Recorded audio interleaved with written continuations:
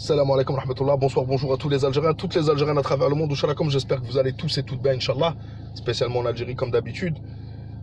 Vidéo qui concerne la diplomatie, la géopolitique, la géostratégie, etc. L'Algérie a reçu aujourd'hui la visite du prince du Qatar. Et ils viennent d'annoncer il y a quelques minutes, quelques heures, on va dire, la visite demain, mercredi, d'Abdelmadjid Tebboune, le président de la République algérienne, en Arabie Saoudite. Il faut savoir qu'il y a un énorme conflit. Plus qu'un conflit, c'est une guerre froide, une guerre par procuration qui se passe entre justement ces deux protagonistes que je viens de citer, le Qatar d'un côté, l'Arabie Saoudite de l'autre. Ce qu'on peut remarquer, c'est qu'il n'y a que l'Algérie qui peut recevoir, et à tour de rôle, Erdogan, le ministre des Affaires étrangères émirati, Shengriha, le chef d'état-major qui visite les Émirats, recevoir le prince du Qatar, et le lendemain, aller en visite en Arabie Saoudite. En sachant que, bien sûr, que depuis des années, l'Arabie Saoudite demande à tous les pays arabes, entre guillemets, de choisir leur camp, tout comme la Turquie et le Qatar demandent aux pays de choisir leur camp. On sait qu'il y a eu des tentatives, mais personne n'a su trouver le point d'équilibre pour réussir à rapprocher tous ces protagonistes. L'Algérie s'active depuis longtemps, et on sait qu'on est sur le dossier libyen, mais je me rappelle du premier live que j'avais fait sur l'affaire libyenne, justement, où je disais que si on veut régler le problème en Libye, il va falloir, quoi qu'il arrive, réussir à au moins convaincre tous ces pays, tous les protagonistes extérieurs, tous ceux qui financent, tous ceux qui arment, tous ceux qui font la guerre par procuration, essayer de les rapprocher plus ou moins. Alors, avec Erdogan, est-ce que ça a été fait ou pas? Je ne sais pas. Mais ce qui est sûr, c'est que la déclaration aujourd'hui du prince du Qatar et la visite annoncée directement après, pour le lendemain matin, d'Abdelmadjid Tebboune, qui fera sa première visite à l'étranger, si je ne me trompe pas. Il y a tellement de visites et d'autres visites que c'est la première visite d'État du président de la République dans un pays, et il l'avait dit, pays frère, qu'on le veuille ou non. Moi, je pense, d'après ce que je vois, que l'Algérie a trouvé peut-être un terrain d'entente et est en train de rapprocher ces pays-là. Au moins le Qatar d'un côté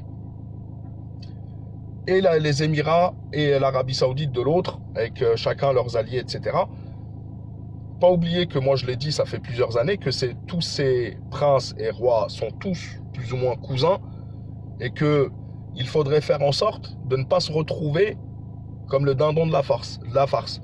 Ceux qui ont choisi leur camp d'un côté ou de l'autre et qui ont voulu jouer aux enchères en prenant les financements de l'un, ensuite en choisissant l'autre, on en connaît, je pense qu'ils vont regretter.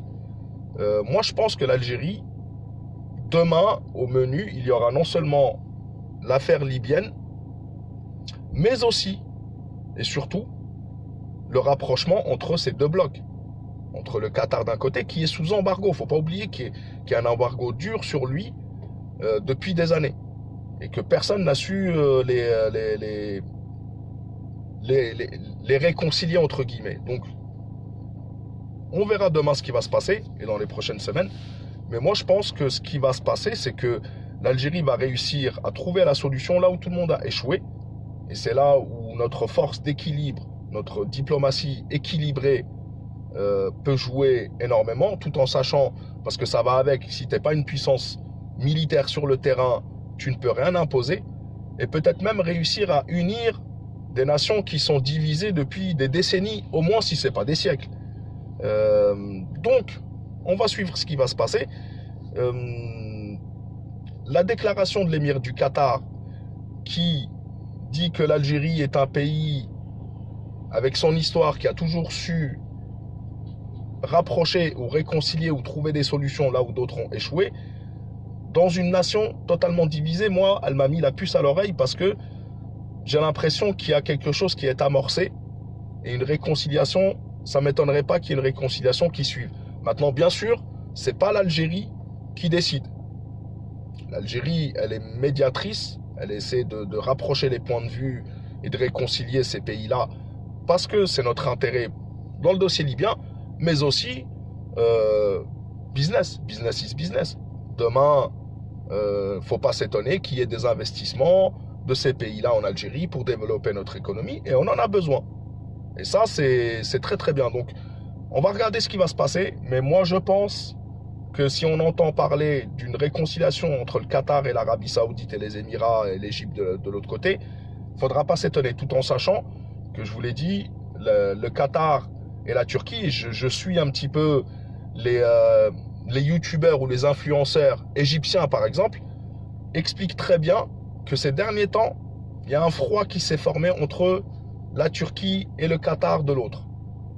Est-ce que c'est lié à l'intense activité diplomatique de l'Algérie? Je ne sais pas. Mais le but est de les réconcilier car rien que pour la Libye, si on ne réussit pas à rapprocher les points de vue, ils continueront à se faire la guerre par procuration parce que l'argent, ils en ont. Et ils pourront dépenser autant qu'ils veulent dans des armes et dans des mercenaires, etc. Donc, bravo à notre diplomatie. Demain, une belle visite du président algérien en Arabie Saoudite. Et deuxième réflexion, alors Zetot, je t'ai pas vu aller manifester devant le consulat du Qatar en Angleterre pour dire pourquoi vous allez reconnaître le président algérien légitimement élu. Bizarre. Parce que la main qui donne est au-dessus de la main qui reçoit. Toujours. Toujours, hein, Zetot. Donc, et même pour ce genre de conflit, l'Algérie est gagnante à 100%. Si on réussit à adoucir l'embargo que le Qatar subit de la part de l'Arabie Saoudite et ses alliés, je pense que on est gagnant et on pourra se débarrasser aussi d'un ennemi. Et je pense aussi que l'histoire du directeur général d'Ooredoo, qui doit être mêlé au conflit ou à la zizanie ou au moins à de l'espionnage, etc., n'est pas innocent. Puisque malgré le fait que l'Algérie le vire comme un malpropre, l'émir du Qatar, Ooredoo est une entreprise qatari, l'émir du Qatar, je ne l'ai pas vu être... Il aurait pu annuler un autre pays qui aurait fait ça. Je pense qu'il aurait annulé sa visite et il aurait redoublé d'efforts pour essayer de faire tomber l'Algérie. Mais ça ne s'est pas passé. En attendant, peut-être dans la suite, pour la suite, de réconcilier même l'Iran avec ces pays-là. Wallahu a'lam. On verra. Mais en tous les cas, si ça se passe déjà, ce sera un énorme coup. Je voulais donner mon impression parce que ça m'a tilté. Je ne sais pas, c'est une impression que j'ai. Ce qui est sûr, c'est que le dossier libyen sera abordé. Espérons que ça va avancer. Mais au-delà de ça, si on réussit à les réconcilier eux entre eux, tant mieux. L'Algérie, encore une fois, aura réussi là où tout le monde a échoué. Et c'est que le prestige de l'Algérie. Et c'est Bousba al-Azraq qui l'a fait, ça. N'oubliez pas. N'oubliez pas. Bref, mes frères et sœurs, salam alaikum wa rahmatullah, la patrie ou la mort nous vaincrons. Faites attention à vous, vive l'Algérie.